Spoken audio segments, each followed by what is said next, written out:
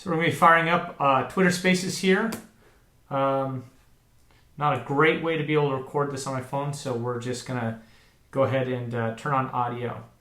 This is more of an audio medium anyways.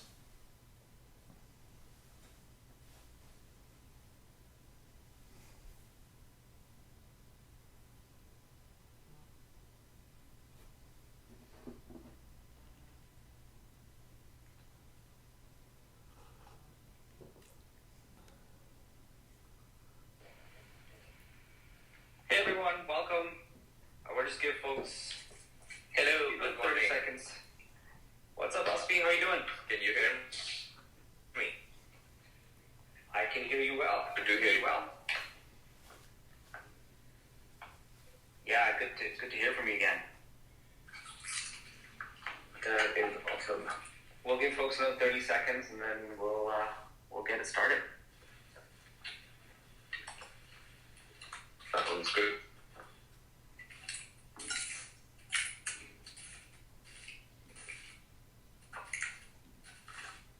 Osama and Aspi, if you can nudge on Banksy to join us too, that'd be pretty awesome. Yeah, I'll do that.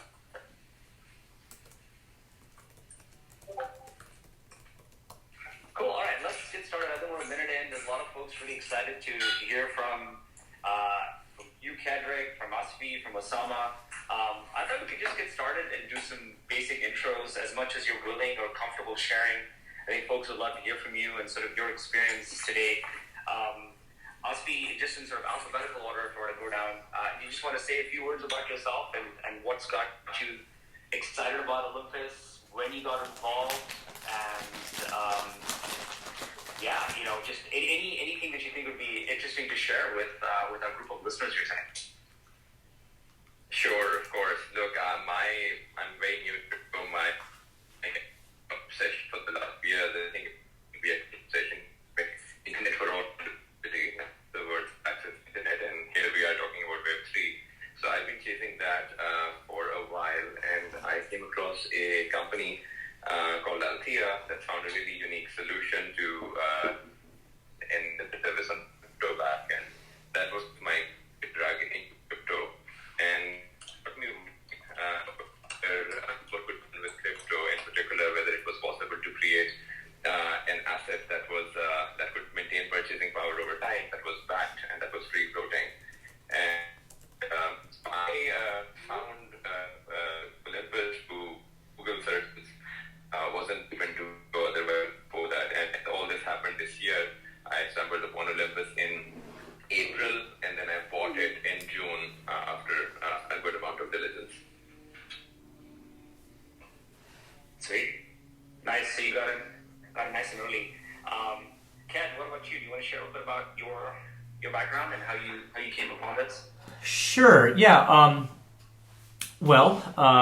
Like many that are on the call, I'm a degenerate. And I was actually on it. Actually, you were the one that said, "Hey, you should check out this DAO, Olympus DAO," back in April. And I put it off, and then I think in early May, I was poking around. I didn't get it at first, to be completely honest. But as a degenerate with, I think it was, I don't know, it was at the time 80,000% APY or something. Clearly, I'm going to put money behind it, and so kind of half expecting that I would likely lose it because I just didn't. I had no true diligence around it. But obviously since then, have dug in a lot further and have changed my opinion. I think we might be at the precipice of a new paradigm in capital coordination, and that's pretty exciting. That's pretty exciting to see, and I'm obviously very excited to talk to some of the core contributors here and see jam on this and see where the future might head for this kind of this concept. Awesome, thanks, Ken. By the way, I'm Banksy. I've invited you to come speak as well, so please accept my request. Osama, my man, tell me a little bit about yourself and share your story with the world, please. No, thanks for having me. I earlier conviction to build was looking at social tokens end of 2020, post DeFi summer, and social tokens just felt like loyalty points or tickets coming out of a machine, and didn't really make much sense to me. So I didn't know I was looking for a reserve currency, but then in May or April or May, met Asfi, and he was like, there's this new reserve currency. So started looking into it. Didn't really get it. I figured the best way to get it is maybe to try and work at it. So spoke to Anbansky, tried to do something in product in July. Couldn't wrap my head around it. I invested some money, but couldn't wrap my head around the project. Kept learning for a few more months, and then worked with the folks on another smaller project towards August, I would say. So happy to share about DAOs and what the experience was while working at Olympus. Yeah, Sama, let's start there, right? Like you've been involved with the DAO, and I've personally learned a lot from you.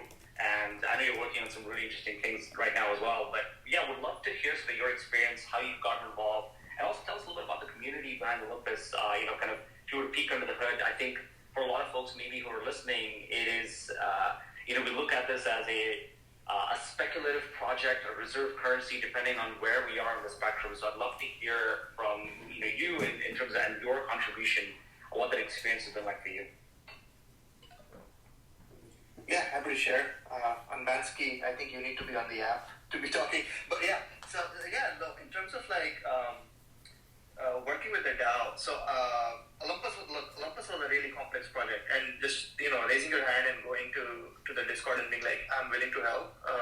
From the product side, it was challenging because even a simple feature was pretty complicated in the early days, and even now it is with Olympus Pro and stuff, right? So I tried volunteering at other DAOs, trying to work for tokens at relatively simpler protocols, important but simpler mechanics. The community at those were very different. Olympus somehow had this great vibe where people didn't care where you were coming from, even early in the day, even about your skill set, as long as you were willing to put in time. And I met so many people, so many smart people working at amazing, known companies. Of course, they're all add-on, but got into some friendships, right? And figured, wow, you're really smart. You work at a pretty decent company as an engineer. But yeah, just volunteering a lot of time on Olympus, just working out their entire weekends on this stuff. So from a community perspective, Olympus truly was welcoming and warm to a person of any skill, right? And they had so much work, so you could just contribute. And two, the people genuinely want Olympus to succeed to the extent I would say that if you look at you can go to our Discord, if you look at allocations where people get paid, there's a group of people who never claim their allocations. They're just doing volunteer work for the token. So yeah, I mean that's a big statement, right? This is 400 people. That's pretty huge. Very quickly, Banksy, thank you for joining us. As much as you're comfortable sharing, we'd love to hear about your story and your journey into working with Olympus and what got you excited about it. Hey everybody. Sure. So I'll probably just maybe remain anonymous in terms of my background, but just broadly been a founder for quite some time. Started a few companies, exited, and really found crypto about indirectly been involved since 2017 in Genesis, but really got involved about a year ago.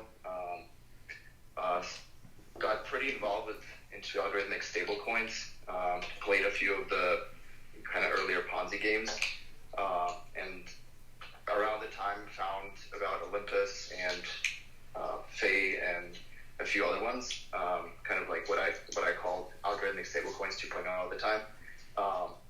And Olympus just was kind of one of the more interesting designs. That's kind of how I got involved with them. And yeah, the rest is history. Awesome. Well, thank you for joining us. Ken, did I cut you off? You have something you want to say? No, we're good. Okay. So I just want to take a quick trip down memory lane. Do you folks remember Ampleforth? And does anyone have any experience with that? Any of you played with that project?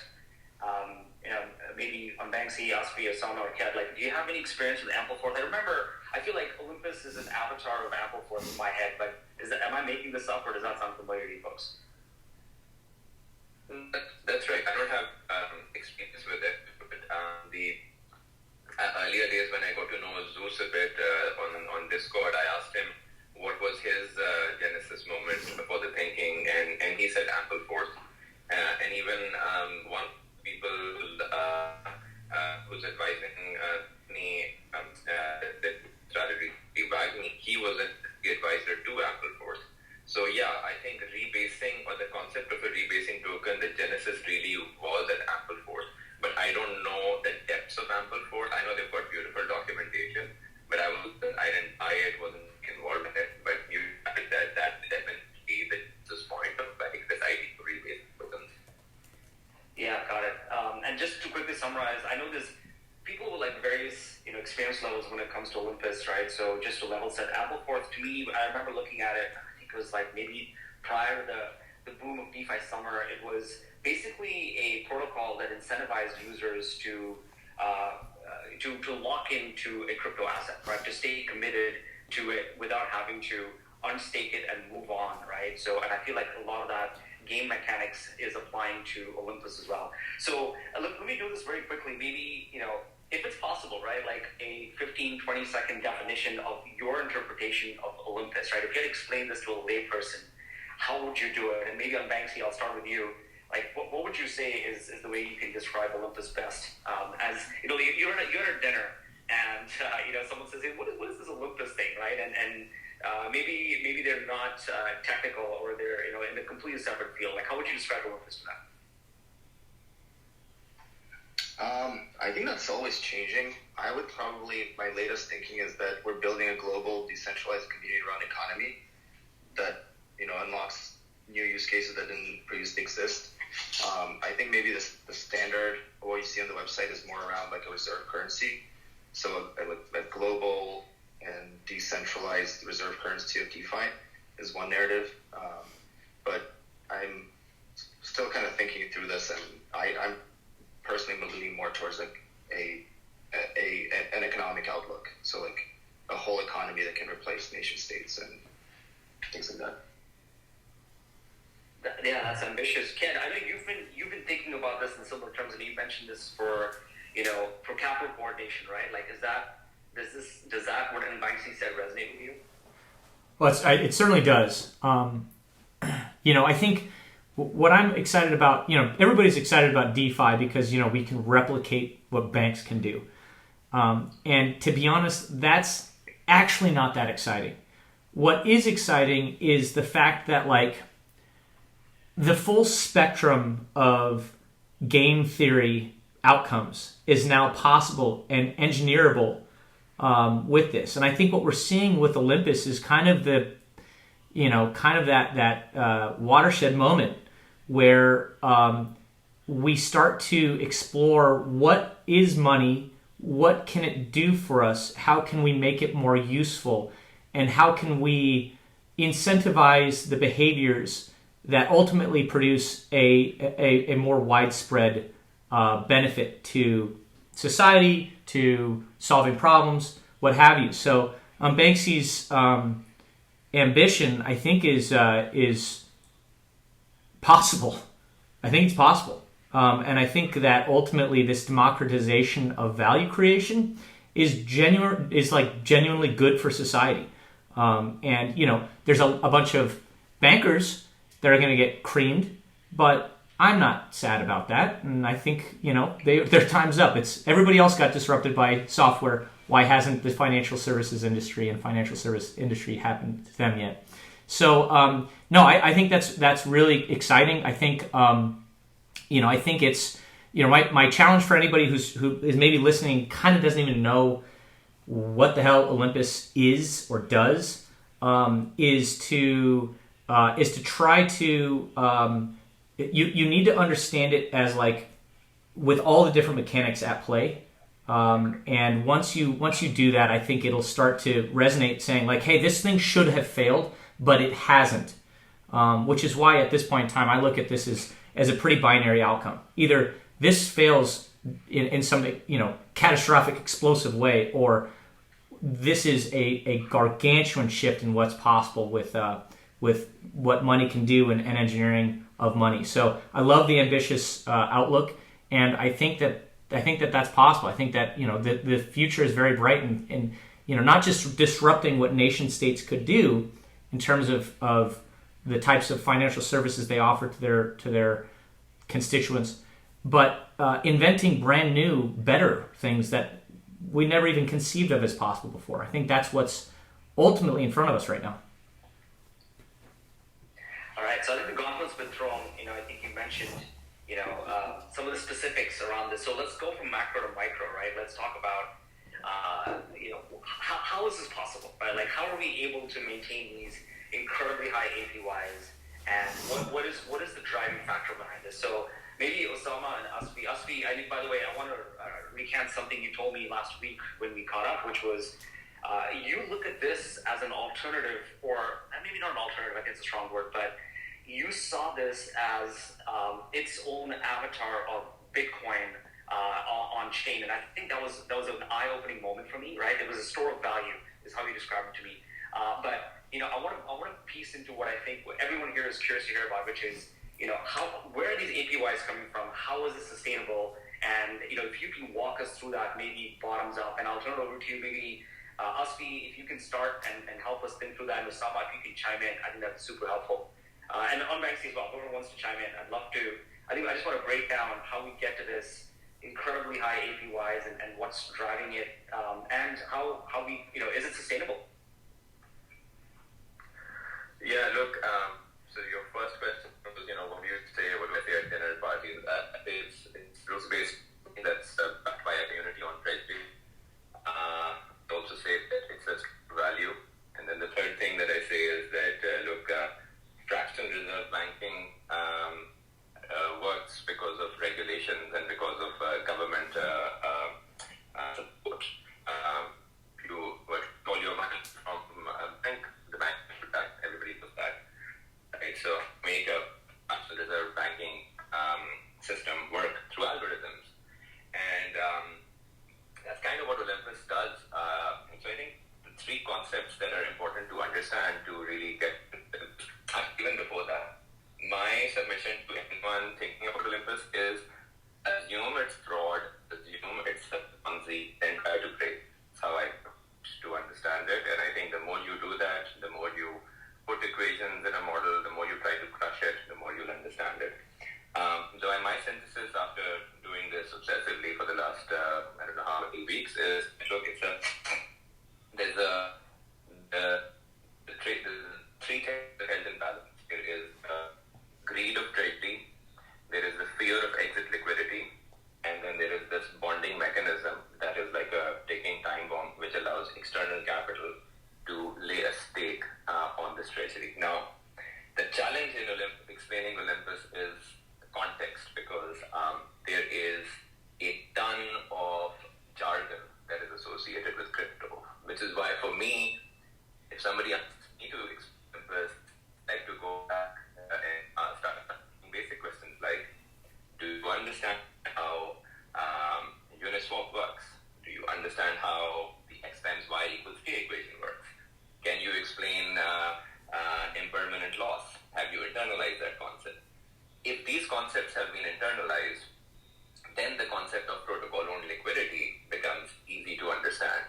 So I don't want to, just jump into like a one-on-one. I have made a video about this where I go fairly slowly and try to explain this to someone who doesn't know anything about or has no idea what impermanent loss, has no idea what the significance of X times Y equals K is. I think that's a pretty good primer, but assuming that the audience here has that primer and is, I would say, reasonably crypto literate, then the thing that I'd say to you about Olympus is currently the risk will become static, right, because they have to define the value. So I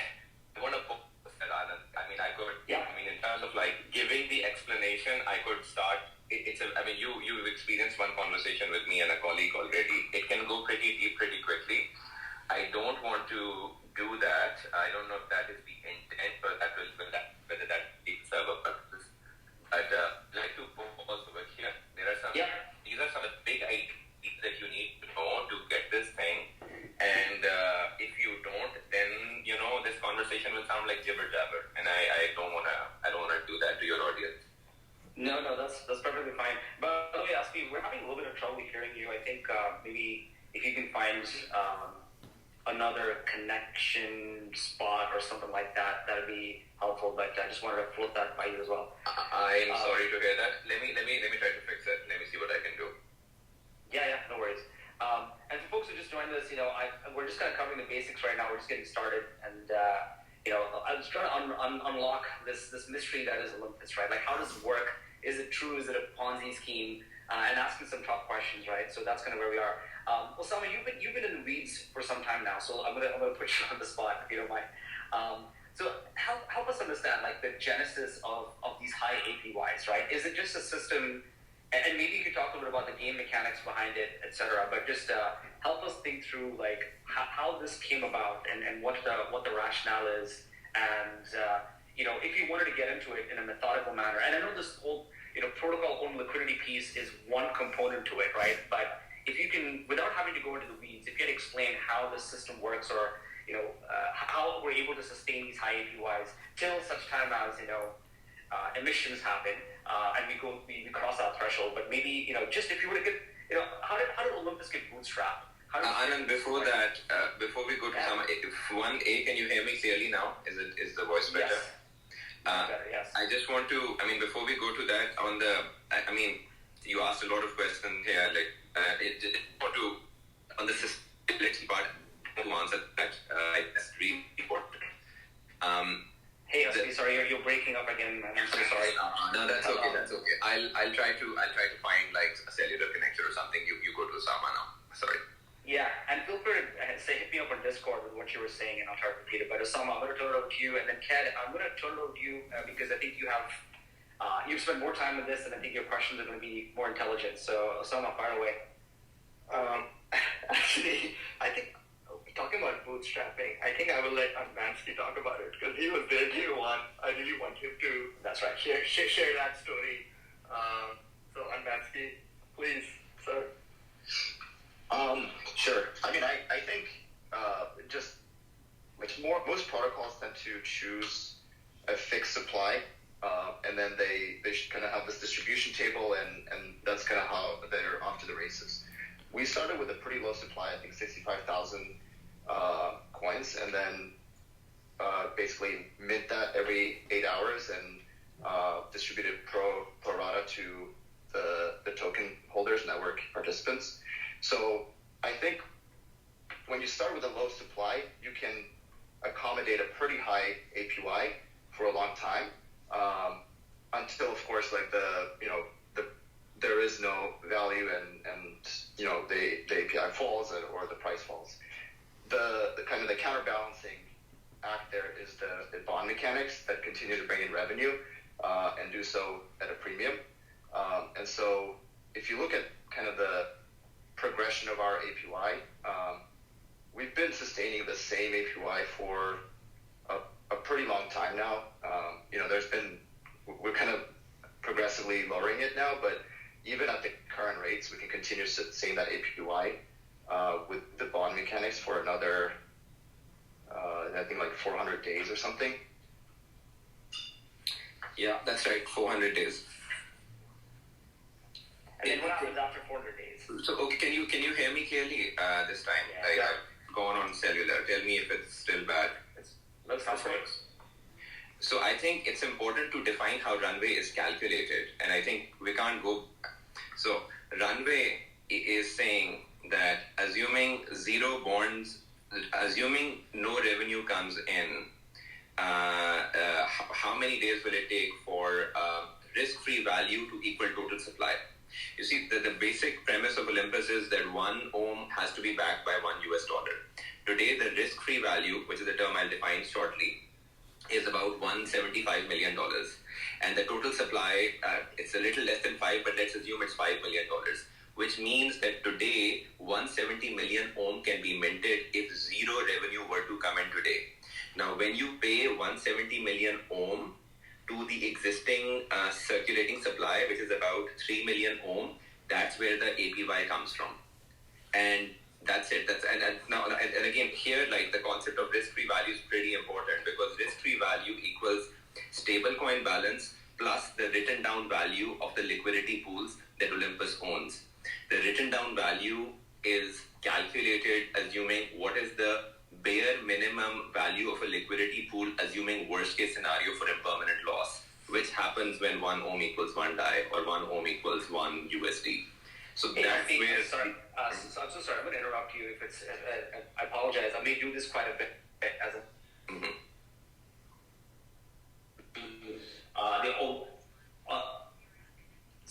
Sorry, I'm getting a call right now. How did you get to this point where 1 Ohm is backed by 1 DAI? Like, how did that bootstrapping happen? So I think Genesis, I think like for me the period, the earlier days are super interesting, right? Because so initially Olympus did not have reserve bonds; they only had LP bonds. And again, like, lot of jargon here, right? So let's try to break that down. There are two types of bonds that Olympus has: an LP bond, which is a liquidity pool bond. Liquidity pool bonds are, for example, Ohm DAI or Ohm Frax or Ohm ETH.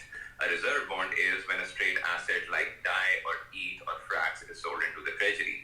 When Olympus started, it only took in Ohm DAI. Now, what is Ohm DAI? Ohm DAI is a liquidity pool token that you create and you sell it to the treasury.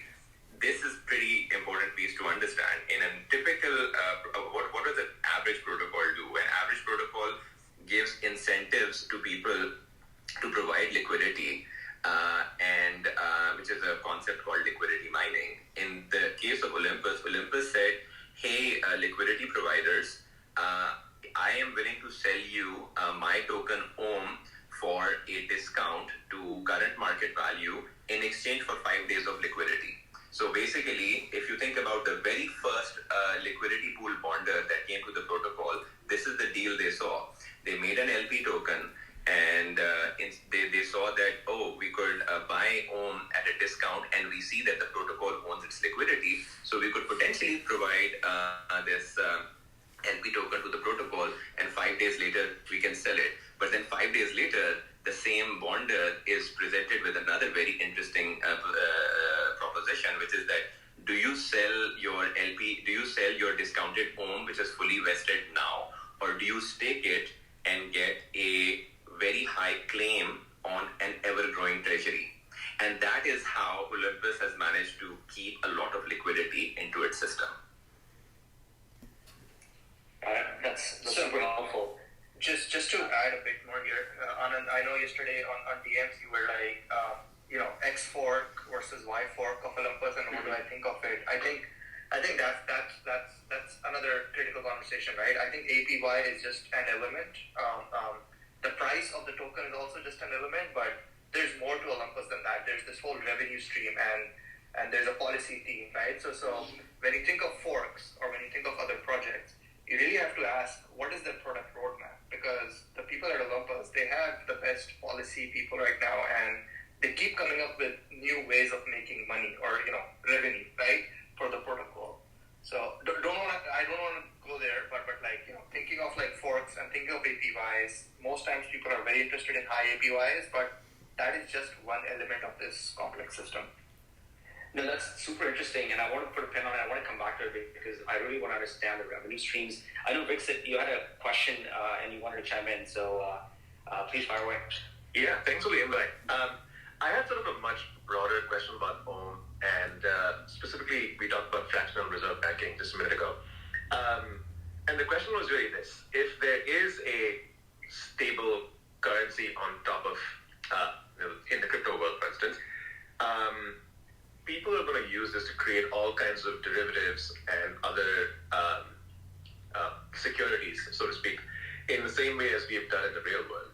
Now, as we've seen time and again, some of the most smart economists in the world that have control over pretty much all aspects of monetary policy and are backed by the military and the governments of really large countries have often failed or in pretty much all cases, failed to stop this downward slide when the crux of these derivatives and securities are rotten in some way. And so the high level question I have is, when we talk about the governance of something like OWN and the fact that a lot of people who will be doing the governance are not experts in reserve banking or macroeconomists, how does a stable currency like this prevent what these experts have not been able to do with their decades of at least experience in cases like this? And I'd love to understand more about how OWN thinks about that. Can I take that? Yeah, please, unless anyone else wants to take it. Yeah, go far away, my friend. Yeah, look. For us, I think what's different between what's happening with us versus what's happened with, economists that are highly pedigreed and, went to some big school is that we are every day forming a shared mental model of how this thing works, because we get to see data coming at us every 15 seconds. And I think Olympus, for the first time, at least for me, is a reliable controlled experiment that's happening in macroeconomics and finance. And so I think the difference between Olympus versus, let's say, other larger systems is that we have a common understanding now between a large group of people about how bonds work, how BCV works, how APY reductions work. Now, and I think that's powerful. Now, will we be able to stop, things like, derivatives creating havoc or bad outcomes happening? Absolutely not. I mean, we've already seen over 150 forks or something like that that have just used the OHM mechanism to create another derivative of OHM. I think that will happen. I think the part that is unique and exciting about DeFi is that all contracts are auto-executable. And so there's never really going to be a case of, I would say the really bad types of incentives where some people think they've become too big to fail and that there will be some large entity that will always be there to bail them out. In a world of algorithms and smart contracts, if you take stupid bets, you will get liquidated. And I think that's a good thing. I think that's a pretty good level playing field. So that's how I see the difference between the old world and new world, and which in summary is we've got a shared mental model on how this thing works, and there's going to be no entities bailing people out for doing stupid things, which hopefully over time is going to result in sensible behavior compared to what we've seen in the rest of the world, where there's been abuse of size and privilege, and hence the term too big to fail. Yeah, I agree on that. The smart contracts create almost like a limited playing field for us, in that there's certain levers you can pull with staking APY, with bonds, and from there you kind of have this. You can still create a unlimited universe, but you have a playground that you're starting with, and that playground is limited.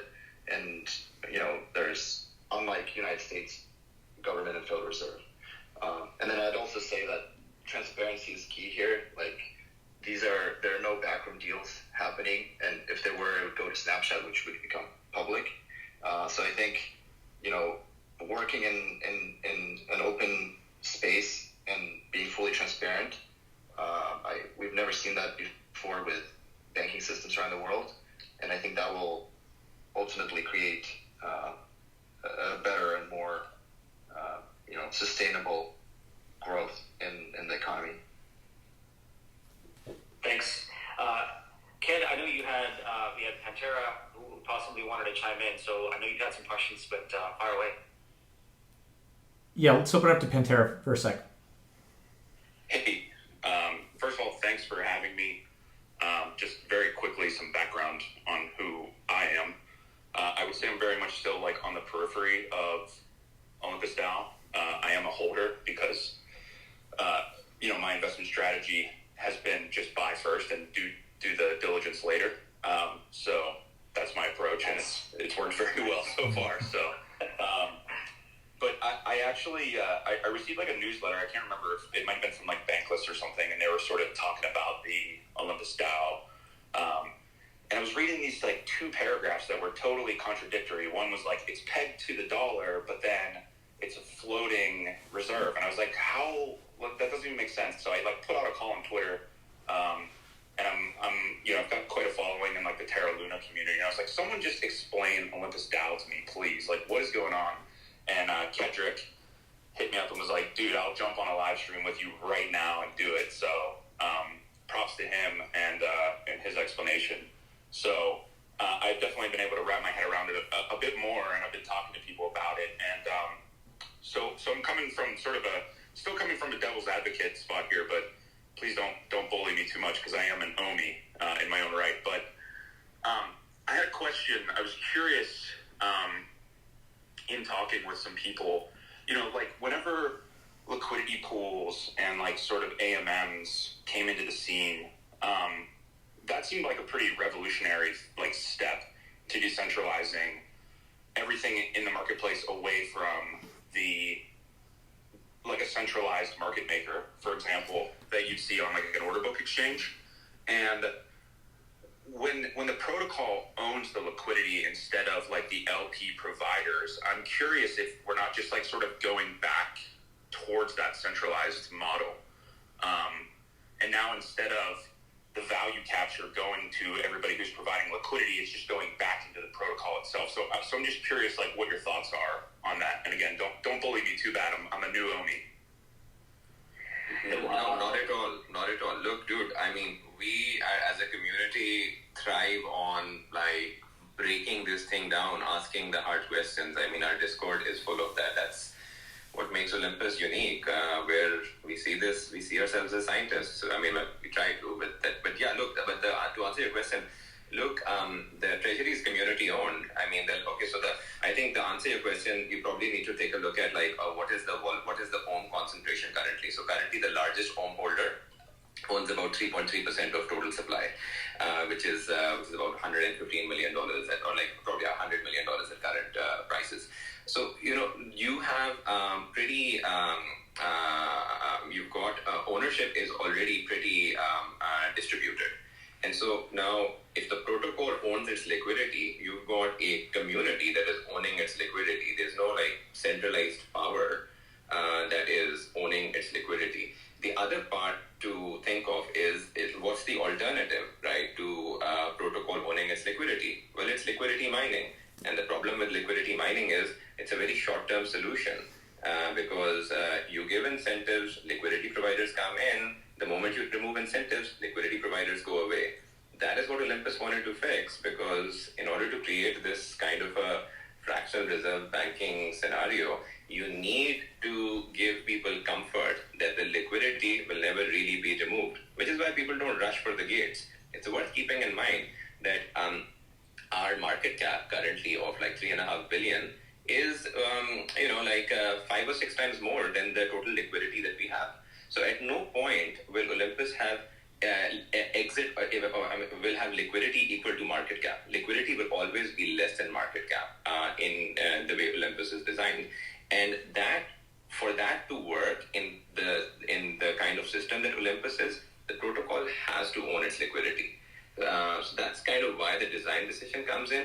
And as far as the centralization is concerned, I think right now the ownership is pretty distributed, but like going forward as we move on to on-chain governance, the thing to keep an eye on will be whether there are ohm holders that are becoming pretty significant. Like if you start seeing an ohm holder with 15, 20, 30% concentration, that is when things will start getting really interesting, because then they will be able to influence substantially how certain decisions are made, what assets get added, or like how that's not a game that's played out so far, but that is definitely something I think about and keep an eye on.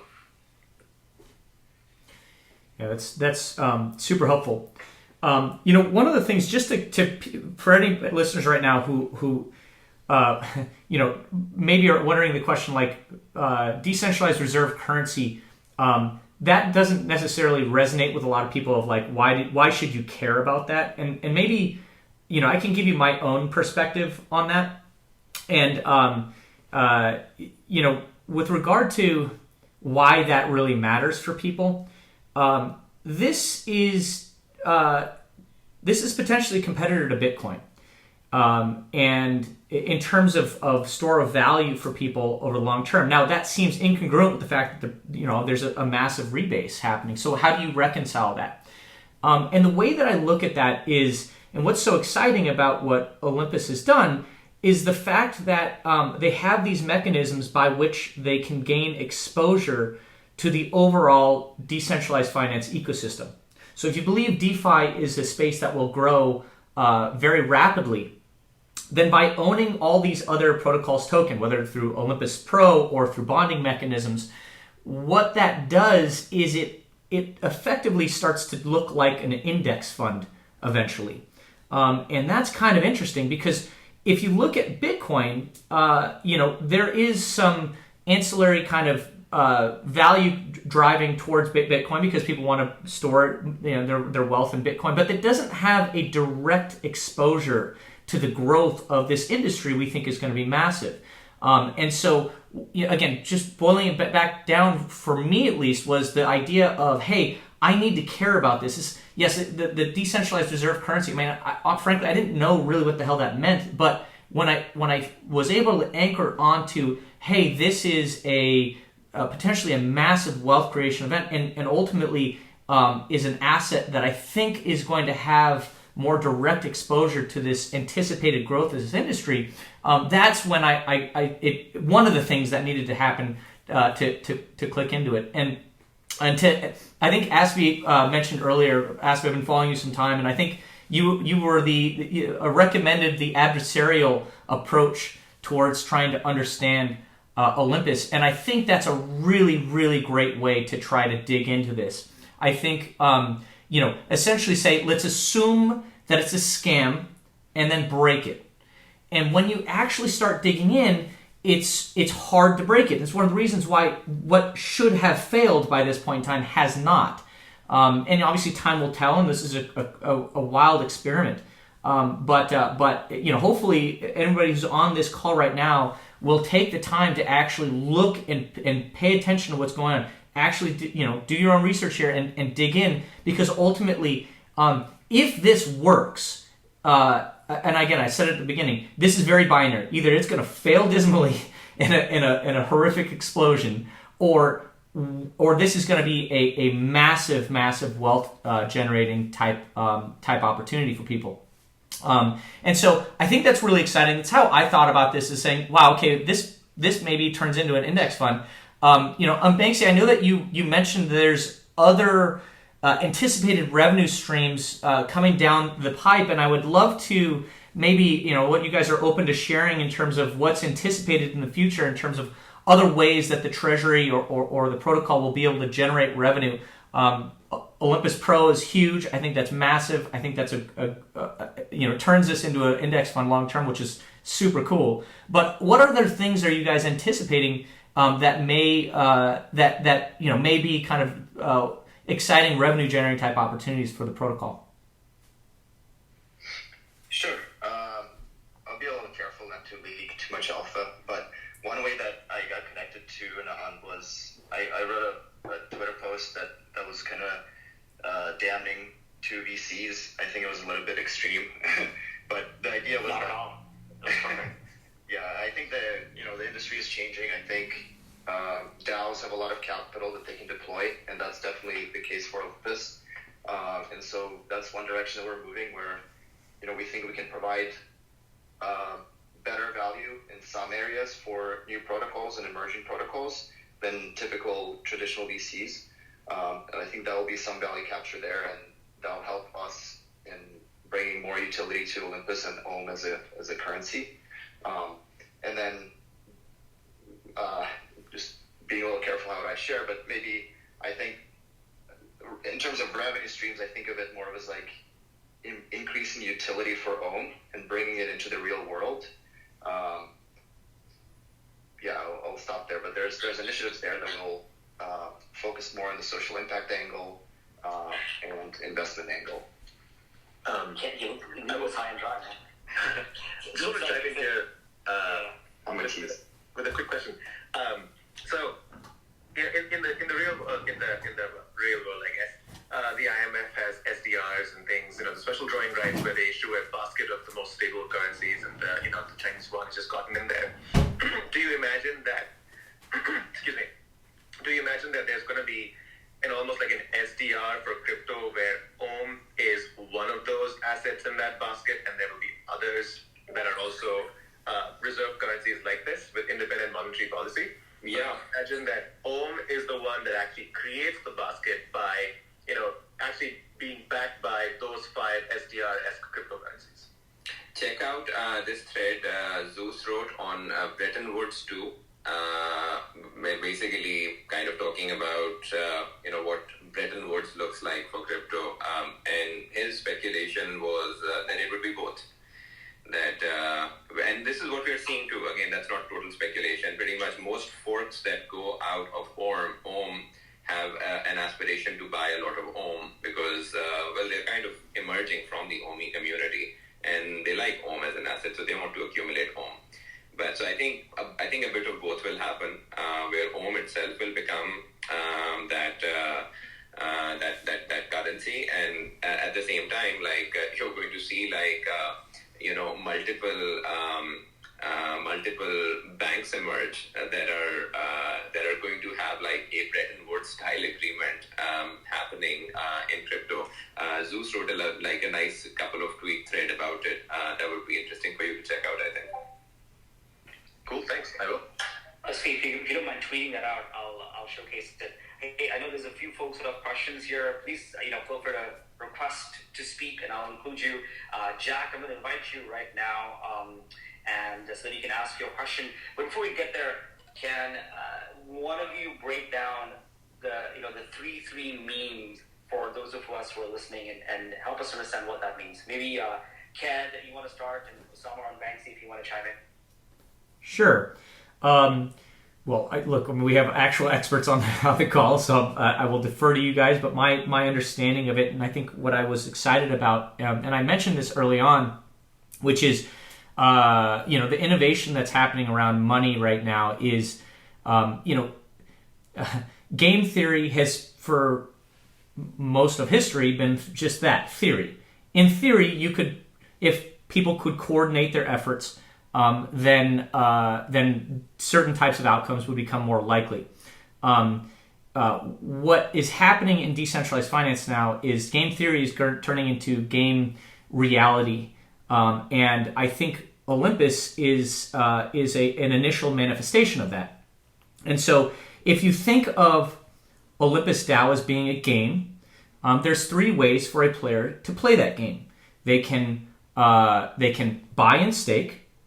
They can buy bonds, or they could sell. In game theory, the optimal outcome is not just what's best for me, but what's best in context of the overall group. And so if you were to draw a matrix of potential ways for 2 players to play this game, you would have a matrix with effectively 9 boxes. 3-3 is the box in which the players coordinate their efforts to buy and stake the asset. And when you do that, what it leads to is a removal of that constant sell pressure against the particular protocol. And that's what we see manifesting, right? I don't know what it is right now. 89, 90% of people who own Ohm are staking it. And the community has coordinated their efforts, which is why we see a consistent price sustainability, coupled with the fact that obviously there's protocol-owned liquidity, which is a huge innovation in and of its own right.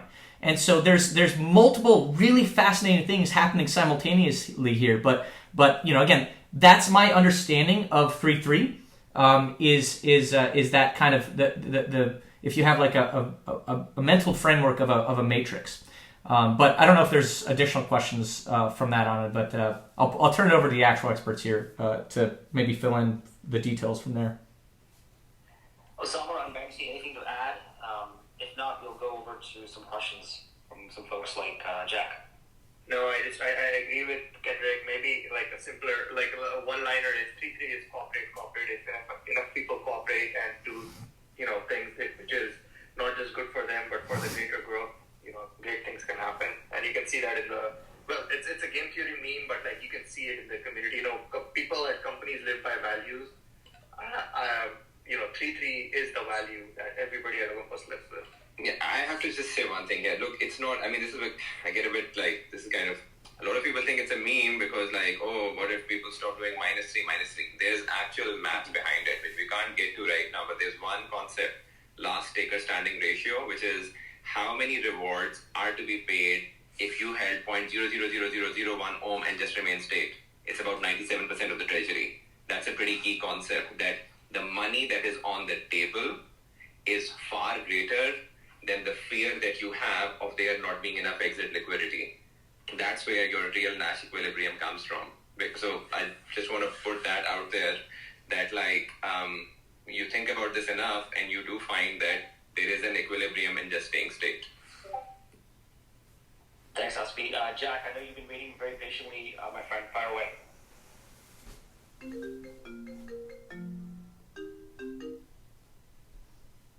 Jack, if you can hear us, chime in. If not, we'll move to NFT Flats. You have a question?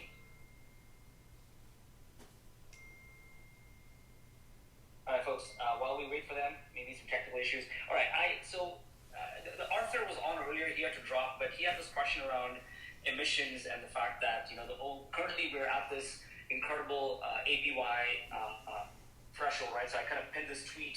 Some of you may have seen this. If the ohm supply is between 1 million and 10 million, we're at this max APY of potentially 10,000%.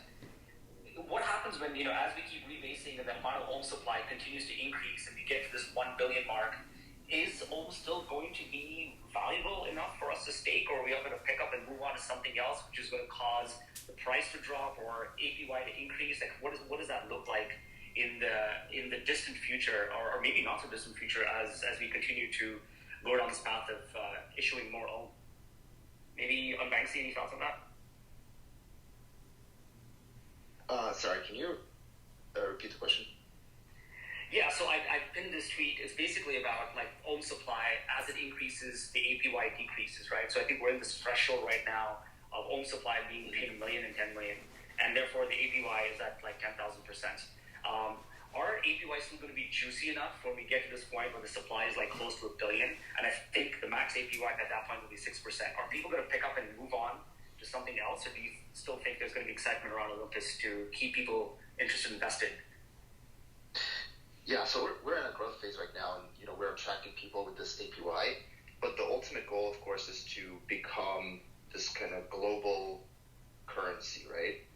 To the point where like you're doing commerce in ohm without even thinking about it. And in the same way that nobody's talking about the dollar having like 0.1% savings rate, and they still use it and it still runs global economy. That's the same idea to think about, right? Like ohm becomes this global layer for Web3 and Web2 and Web1 commerce, and nobody's going to be thinking about like, well, what's the APY on my savings account? It's just going to be the place that, or the store or unit of exchange and unit of account that everybody will be using. And also, Anand, I think it's important to understand APY is just one part of the equation. The other one is how your backing per ohm grows. So in this case, you could look at it as risk-free value per ohm or market value backing per ohm. It's important to just highlight that as all else being equal, if you reduce APY, your backing per ohm is going to grow, assuming bond sales have not changed. And so for anyone listening, I would highly encourage you to think about the term index-adjusted risk-free value or index-adjusted backing. I've written a thread about it in FOMO 2. Zeus did a talk about it. It's like a lot of folks just think about the APY and they don't think about how backing per token grows. So your backing per token is like the offset to an APY reduction, which is pretty important to keep in mind.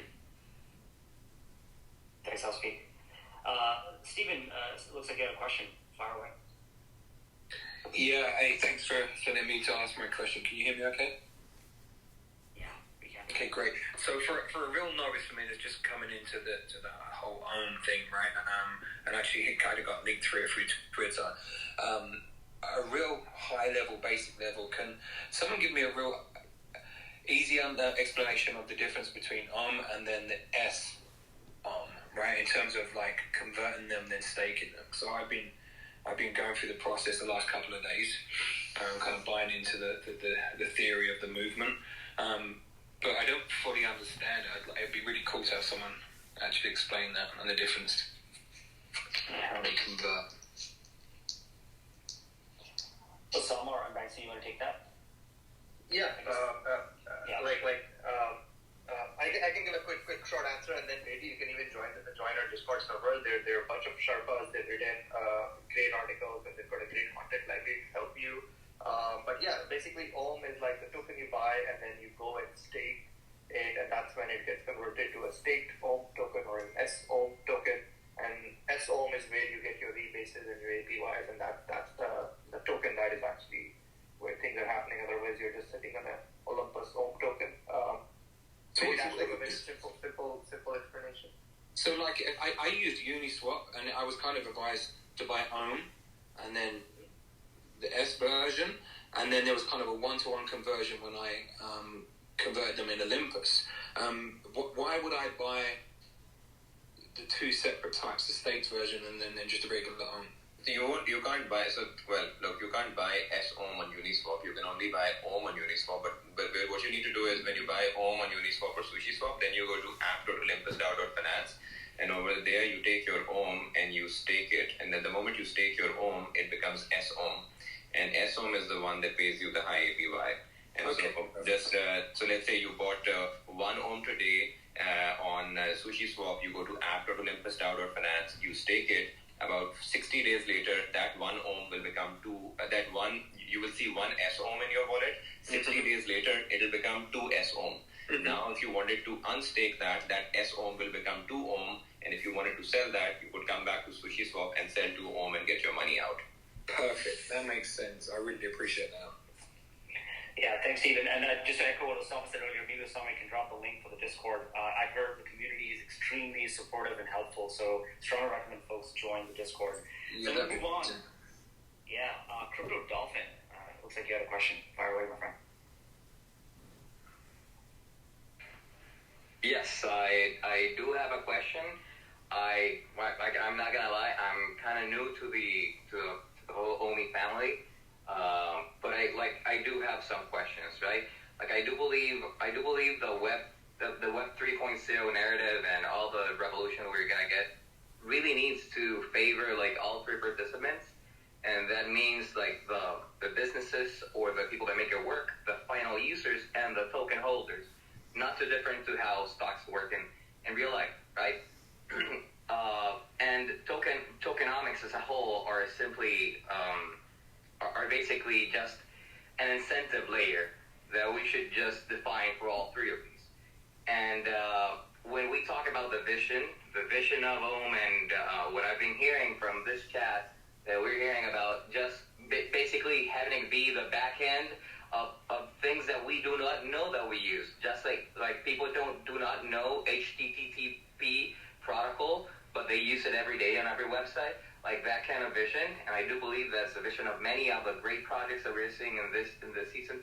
But at the same time, I'm worried about like how external to crypto that can be, and how vulnerable it is to the possible seasonality of what we will call like the cycle or the bull season or not. Because if we're gonna adapt like and think into more traditional markets, and we're gonna get more institutional money into this. Yes, liquidity is gonna be an issue, and the fact that all the liquidity is owned, or all the distribution is owned by the same protocol itself, and the governance token is just the only value accrual that I understand so far. Is basically just the farming APY makes it extremely vulnerable to any sort of Howey test and any sort of really sharp downturn in the short to mid term. So I'm just wondering about what are the value accrual methods for all the participants into the protocol, and what's being planned as far as the distribution of liquidity.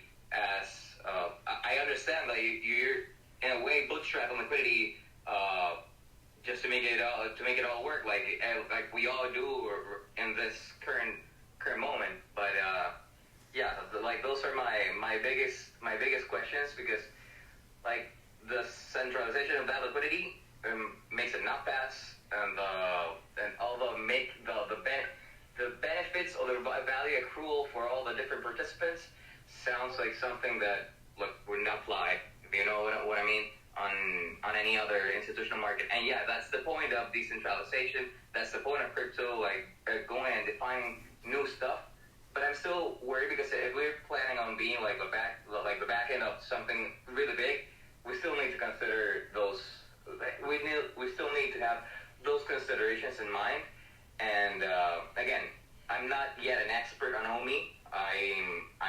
I'm just a very passionate tokenomics guy, and I don't know, very deep into crypto. As some people might go around, but I'm just wondering.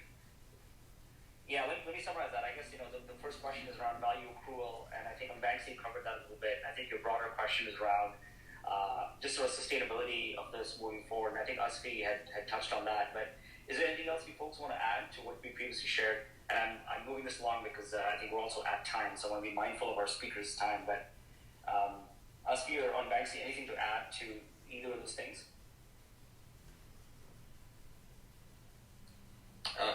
No, I mean, not really. I think no, I don't have much to add. Okay, cool. I would also just say there are use cases that is beyond crypto. I personally want OM to be in real hands, and there are secret initiatives that will potentially materialize in the next 6 months that will make that a reality. Man, this you're teasing so much. It's incredible. But I'm telling you, I'm a big tease. I know. Well, look, guys, it's and girls. I know it's at the top of the hour. I only scheduled an hour, and I feel like we can keep talking for quite a bit more. But first of all, thank you everyone for joining us, and I super appreciate you all taking the time. Osama's dropped a bunch of links here as a part of the space, so please just wanted to call out. I couldn't find a tweet with the Discord link only, but it's discord.gg/Olympus DAO. But the last tweet I just posted here has that link too, if anybody's curious. And you can find it on the website also, olympusdao.finance.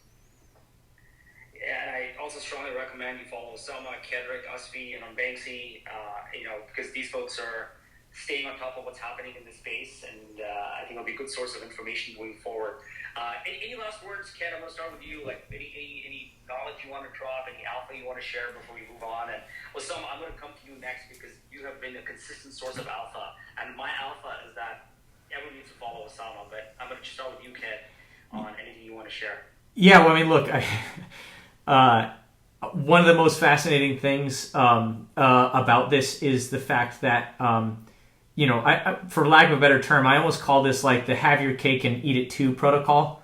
And Banksy is teasing some ideas around how does this reach out and affect real change in the world. We're kind of seeing that happening with protocols like Klima. I think that's the very, very early on. I would love to see if there's some sort of I don't know if there's some sort of incubation component to Olympus DAO long term, whereby this, under this tutelage of the protocol, any market in which driving up the asset prices of a particular thing produces good in the world offers an opportunity to not only make the world a better place, but also get rich at the same time.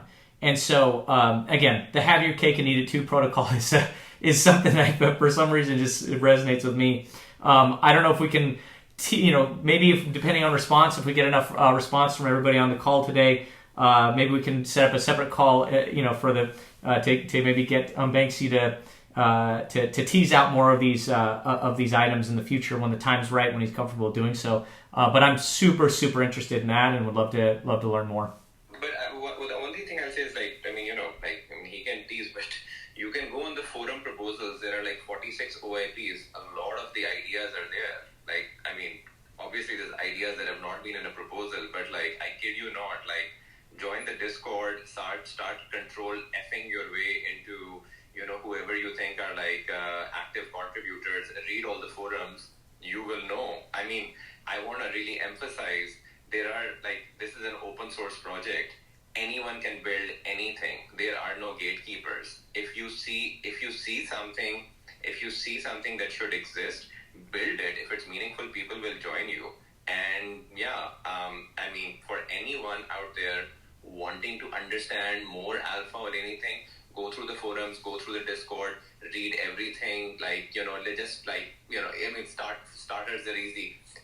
Control F in Discord, read every message that Zeus has ever written. There's a ton of alpha there. Plus one to what SV said. Sorry for stealing your thunder on Bansky. Most of Bansky's alpha is in the forums for sure. And if you drop in the servers, there are people meeting and talking about it. So plus one to that. And just to close off, on my side, I think the one thing I would say is we have a very active DAO in terms of the people building the protocol. Would love for more people to contribute across community, policy, product analytics, data science, engineering, of course. We're always looking for more people, so please, and my thing would be, guys, don't ask for permission. Don't my just 2 cents would be, don't come in asking how can I help? That's the hardest thing, right? Build something. You see something that should exist that's not existing, put it out there. I think that's the best way, at least my 2 cents on how to play DAO. Don't ask for permission. Don't look for coordination. Just build. Asfi, I think we need to stop saying my 2 cents. I believe the right way to do this is say my 2 ohms. So I just want to point that out. And thank you so much for organizing this, Anand. It was really lovely. And thank you, Kendrick. It was so good to meet you too. Yeah, no, and before we go, real quick, on Banksy, any words of wisdom before we let you go? And my only alpha is that I think we should do this again, Asfi, Osama, Ken, and on Banksy. I dropped a link in the space about where we might be able to track this. It's a link to this Luma page, so please check that out. But on Banksy, before we go, any advice that you want to share or anything you want to drop? Yeah, I'll actually echo what Osama said. We're at 120 contributors in the DAO, and it's unprecedented. We're probably the biggest DAO in the industry, and we have ambitions to grow larger, and we need experts across many different areas. So if you want to build the future of organizations for, a currency, the future of currency, let's just join the DAO and contribute, and we'll find a place for you. That's awesome. Thank you all very much. I know we're about 8 minutes over. I think we should do this again. I'd love to keep chatting. On Banksy, I loved the conversation we had about the future of capital coordination and VC and how that can be reimagined. I'd love to talk to you about that a little bit more. Asfi, sorry, did I cut you off? Anything you want to share? No, sorry. I was done. It was a fat finger moment. Sorry. No worries. All right. Well, thank you all so much, Ken. Any last words? Anything you want to share, or can we call it here for now? No, I just want to say thank you very much to the guys for coming and sharing so much knowledge, and thank you for everybody for joining. Indeed. Thank you, everybody. We'll catch you again soon. Stay tuned on our Luma page. We'll try to host one of these again soon.